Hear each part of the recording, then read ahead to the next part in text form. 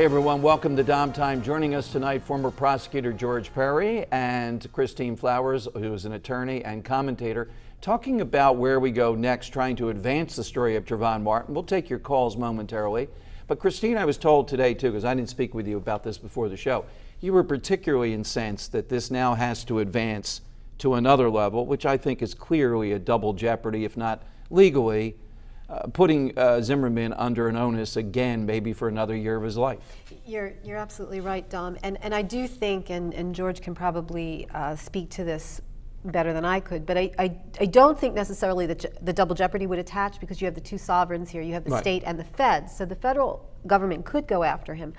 The problem is this sense, this idea of wanting to get him any possible way that we can, because we were not happy with the legitimate verdict of that Florida What would you jury. say to the people watching who called me today and said, what if it were my son, DJ or Luke? Wouldn't you want this to be done any way that you can, because you have a dead kid here?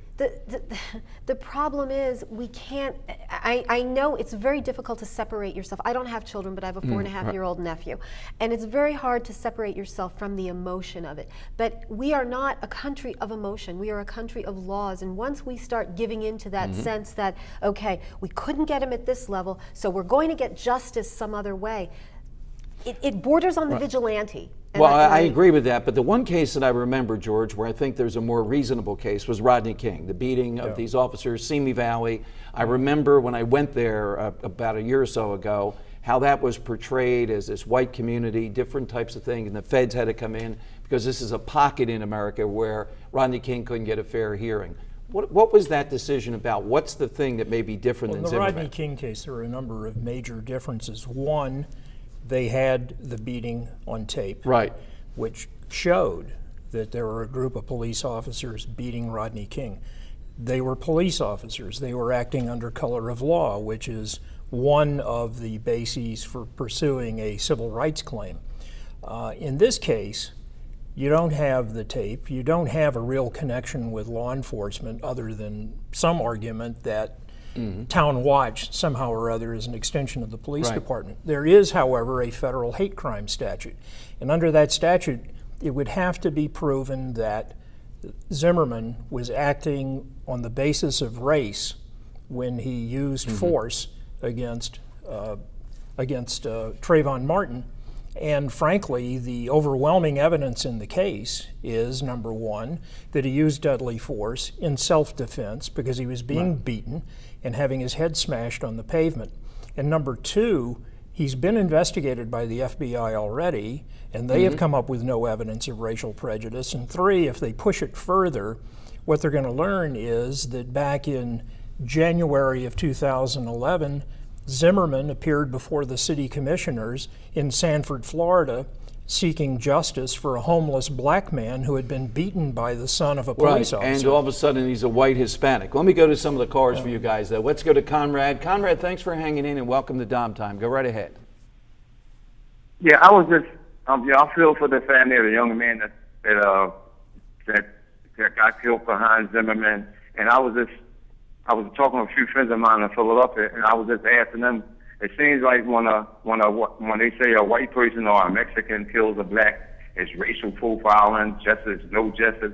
But yet and still in Philadelphia, Chicago, Illinois, we have killings every day. We just had 4 in Philadelphia today over the weekend.